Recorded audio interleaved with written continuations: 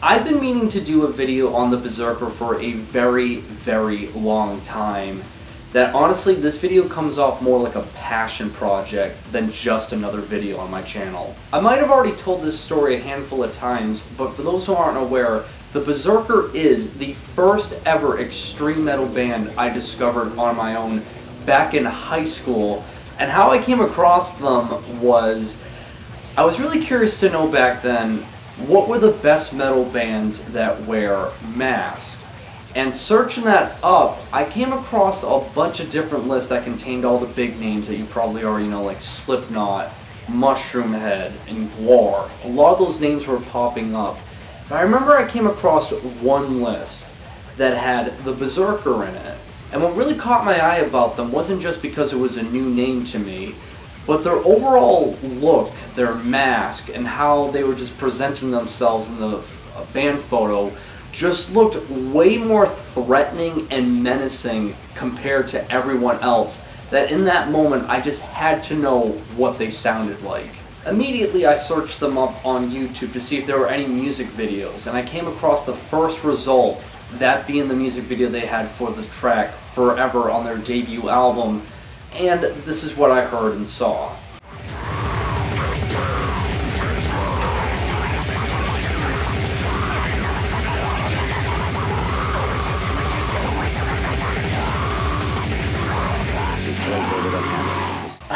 I was completely mesmerized by just the sheer amount of chaos that I was hearing and seeing.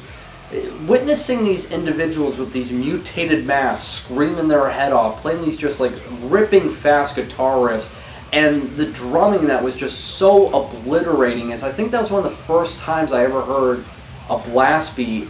I was just in complete disbelief that I had just such a difficult time, not necessarily enjoying it, but trying to process everything that just happened that I witnessed. But in retrospect, with that experience, I think it's a huge reason as to why I kept going back to them, and I actually became a fan of them around, I want to say, my junior to senior year of high school. It felt like I opened up a whole new world that at that point I just thought didn't exist. Going album by album and listening to everything that I could that was posted on the internet, I was just, again, always mesmerized by each release. But around that same time period, I was really bummed to find out that they actually disbanded, and all I could do at that point was just hope that one day they would reform, but just really, at the best, enjoy what they left over. Now, the Berzerker is an extreme metal band that formed back in 1995 from Melbourne, Australia. And the genre that they're usually tagged under is industrial death grind. But that's not how it always was for the Berserker. When you look at its humble beginnings with its first two demos, that being No and the follow-up, Inextricable Zenith, this was when the Berserker was a one-man project, all thought out by Luke Kenny. Now, Luke is basically the heart, soul, muscle, and brains of the Berserker. He's been with it since its beginning. And what's really interesting about these demos is that there's really no extreme metal to be found here. This is more in the style of, like, you know, hardcore techno, gabber, and speedcore that really resembles more of the sound similar to something like Atari Teenage Riot or Nasa Bluten. But Luke has always been fascinated with extreme metal because within these two demos, he's also done remixes and covers for both Deicide and Morbid Angel. It's important to point that out because it's a huge reason as to why Earache ended up signing the Berserker to their label back in the late 90s. With a mixture of hardcore techno, gabber, and extreme metal, Earache signed them to a 2-record deal with them, hoping that they would capitalize on that sound to create a whole new beast within extreme music. Their first attempt at blending these styles together was with their 1998 demo release that got them a little bit more recognition, as it has all the sounds that we're accustomed to hearing with the Berserker. But what's quite ridiculous about this particular release is that the guitar player on here is named Paul. There's no other information about him other than his first name, and Luke really enjoyed having Paul as a part of the Berserker, as he felt as if He had all the skills that were required to make the Berserker as what he envisioned it to be. However, shortly after this demo's release, Paul ended up rediscovering his faith with God, and because of his newfound faith, it restricted him from playing within extreme metal bands, so he left the band shortly after, which meant that Luke had to go back to square one with finding new members to continue on with the Berserker. Shortly after that demo's release is when you get to full-length territory with the Berserker, such as their self-titled debut full-length album, along with their sophomore full-length album, Dissimulate. But what's really interesting is back in 2004, they released a DVD documentary called The Principles and Practices of the Berserker, and it's basically a documentary all about the hardships and creative process all the band members went through with creating these two particular albums, and you can watch both parts here on YouTube, and it's really interesting stuff. When it comes to the debut full and self-titled album by the Berserker, the documentary runs on this album for over 100 minutes long, and a majority of this documentary is just witnessing all the difficulties and hardships every single member went through. Like, it just seemed like such an excruciating process that I'm not going to go through every little detail here, as you can watch the whole thing here on YouTube, and I'll leave the links provided in the description if you're curious to watch it. But, you know, to see all that they went through, with Luke traveling from Australia to Canada to record the album there, which was a 30-hour flight for him, and stay there for a handful of months, only for all that material to be scrapped over with some miscommunication from Luke and Devin Townsend, for him to then go back to Australia and record everything at his house because he didn't have the money to record something in a studio because it would cost him like $700 a day, to him remodeling his house so he could have a soundproof room so he could do his vocals, as his neighbors were having noise complaints about the screaming that they were doing, to having all these new members from a local band called the Wolves join in and telling them that they had to record the guitars all in one take, all down pick, which took them over 100 tries with each song. It just seemed like a very mentally draining and exhausting experience for everyone, especially Sam Bean, which I feel like is the unsung hero within the Berserker, as he usually does all the lead guitars with this band, and for him to take a week off of work just to record the guitars and play for 12 hours each day, to the point that he was basically falling asleep standing up. Again, I can't emphasize it enough. If you want to watch this documentary, you're just basically watching individuals go through just mental hell to create an extreme metal album. In the end, the album did finally get mixed and mastered and produced properly, and the end result is a very intense mixture of extreme metal, death metal, and grindcore, along with industrial and gabber.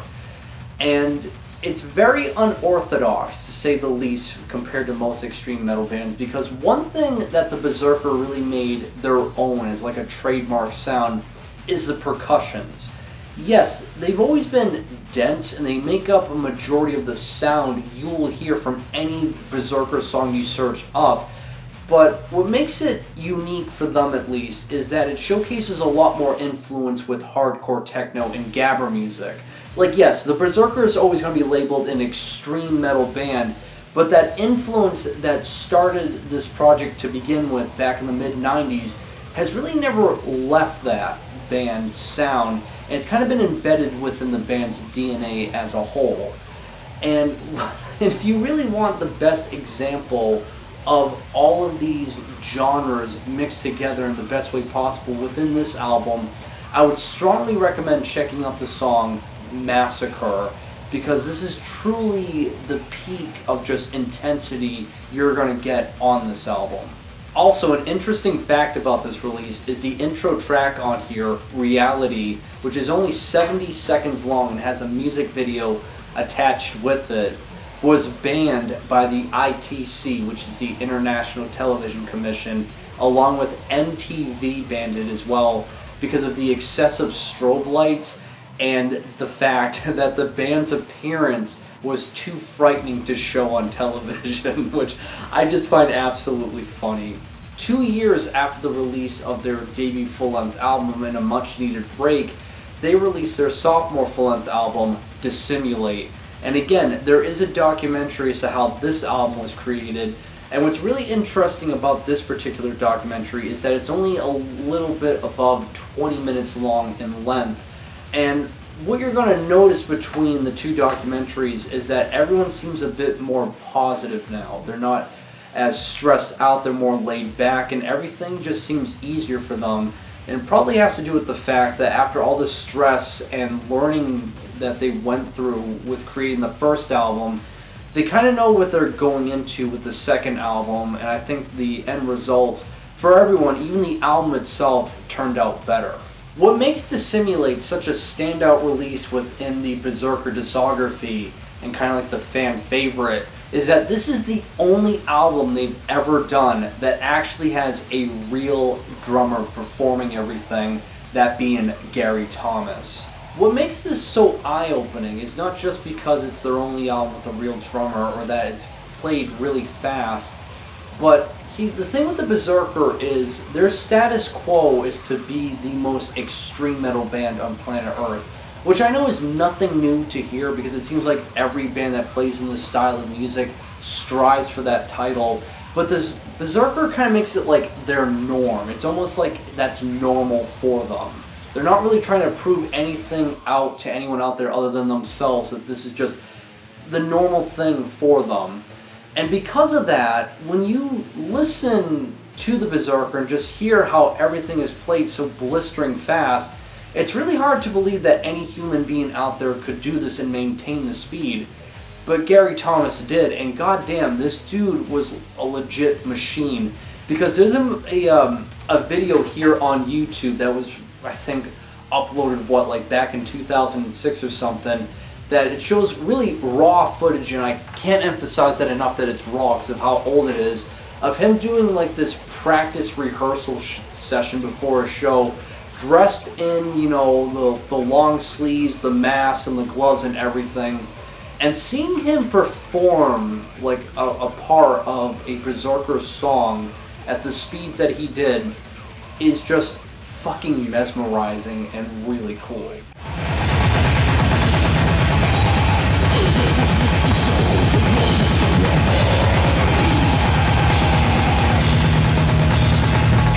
It was also speculated that at one point Gary Thomas actually broke a world record for being the fastest drummer on Earth, as it was stated that each of his hands were playing around the tempo of like 19 BPS, you know, 19 beats per second. But sadly, that's never been confirmed, as there was no moderator, again, to confirm whether or not he was playing at that speed. But it's always interesting to think about the fact that maybe at one point, the Berserker had the fastest drummer on planet Earth playing for them. However, it's quite the bummer to think about how Gary Thomas was only in one album for them, because around 2004, after one of the shows that they did, he suffered an injury of like a plane accident on his feet, and he wasn't able to play drums ever again, which meant there was just even more difficulties for Luke and the Berserker to go through. However, the end results with Dissimulate is nothing short of intense. A mixture of death metal, grindcore, gabber, industrial, and hardcore techno all mixed together to create this cybergenetic beast unlike anything else you'll hear within extreme music.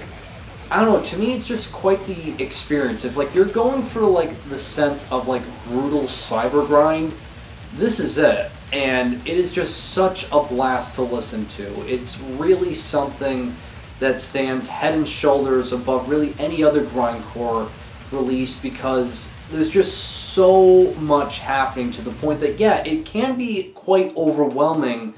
But when you're looking for the most overwhelming and extreme band out there with like a little bit of a sense of like rhythm and a sense of direction, I would point a lot of people to the Berserker with their album Dissimulate. It's truly a one-of-a-kind experience within extreme music.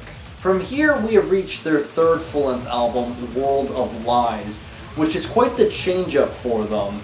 While as musically, it's still everything you're familiar to hearing with the Berzerkers, all the styles and ideas from the previous two albums are carried over onto this one.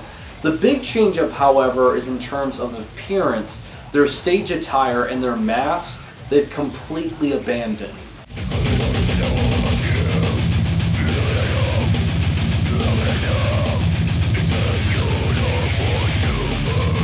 The reason for that is back in 2005, Luke did an interview for this website called Metal Storm, answering the question as to why they abandoned the mask. And a huge reason as to why that is ever since they did their DVD documentary back in 2004, thus showcasing themselves as just individual people, it eradicated the possibility of them being anonymous to the public.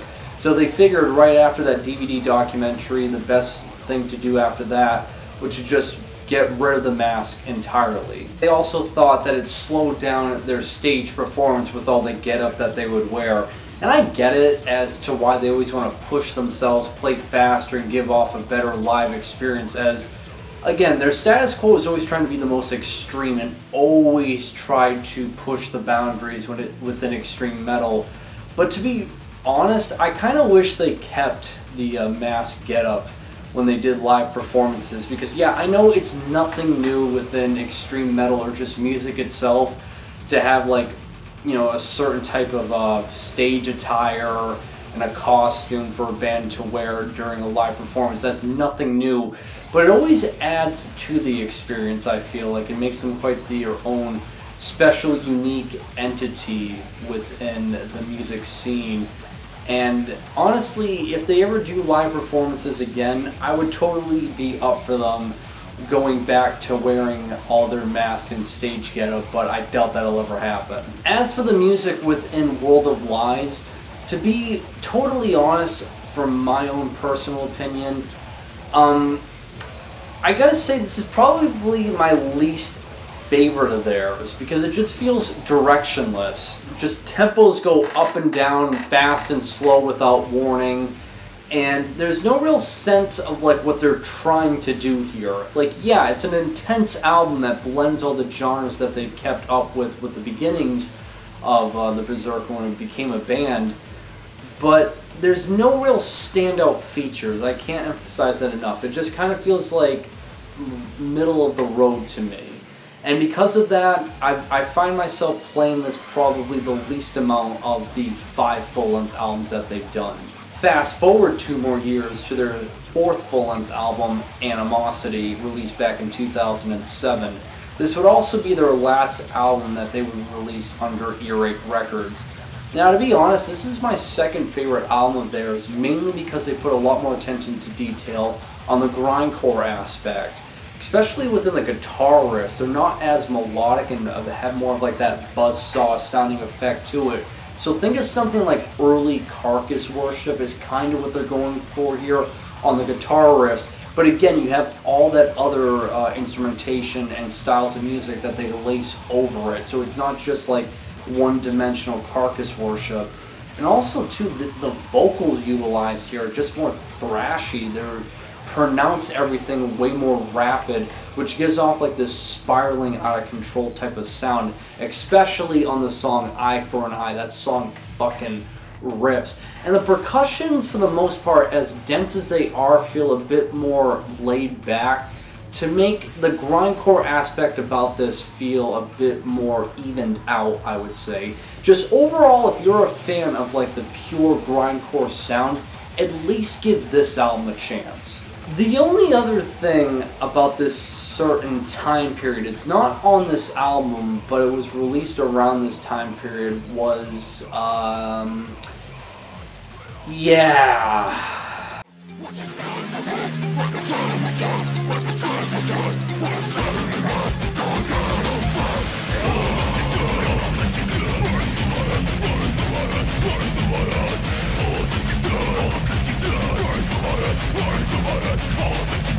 They did a cover to Tattoo's All the Things She Said.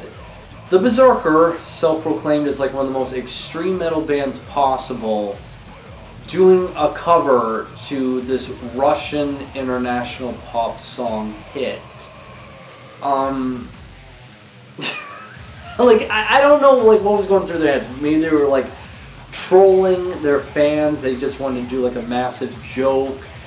Or they were just dicking around. Whatever it may be, I can't tell you as to why they did this. But it's, like, it's one of those occurrences where it's just so bad that it's good. Like, it's so horrendous. It's so out of the blue that it just becomes entertaining. And I guess that's what it was meant to do, and it does it for me because to this day I can just still, it's hard to wrap my head around it, but yeah, this cover exists. It would only be a year later that the Berserker would release their 5th and so far final full-length album, The Reawakening, back in 2008. And this would be their first album that they would ever release under their own label, that being Berzerker Industries. And musically and stylistically, to be honest, there is nothing really different about this from any other album within their discography. All the characteristics, all the trademarks you would come to expect with the Berserker are here. There's really no setbacks or anything they're pushing forward here other than just keeping the status quo with their sound. So, for me personally, it's nothing I would recommend outright to check out, but if you are a fan of their material and you just want more to consume by them, definitely give this album a shot. Sadly, they haven't released any new material since, other than a live album, I believe back in either 2011 or 2012, as one of the last shows that they ever did. And they've been silent ever since until the year of 2019, when they announced that they have reformed and are working on new material set to be released in 2020. Yet here we are in 2022 and there hasn't been any news since. And there's all speculations as to why that is, maybe with the setbacks of COVID or just like musical ideas being in the way. No one really knows. There hasn't been any news since then. But for me personally, as a fan of them for this long period of time, yeah, I would like to hear new material. Do I expect it to be this groundbreaking thing? No. I mean, they've already kind of proven their sound multiple times before, but I am looking forward to it whenever that may be. I'm not really rushing them. I'm just overall happy that they've reformed to begin with. So only time will tell when there will be a new album by these guys, but as it stands, they are active and are working on it. And that'll do it for this video, guys. Like always, I will leave links provided in the description to all the music that you can check out by them, and to where you can buy some of their merchandise, as I believe some of their products are listed on Earache Records. And yeah, other than that, make sure you guys drink plenty of water to stay hydrated, and have a great day.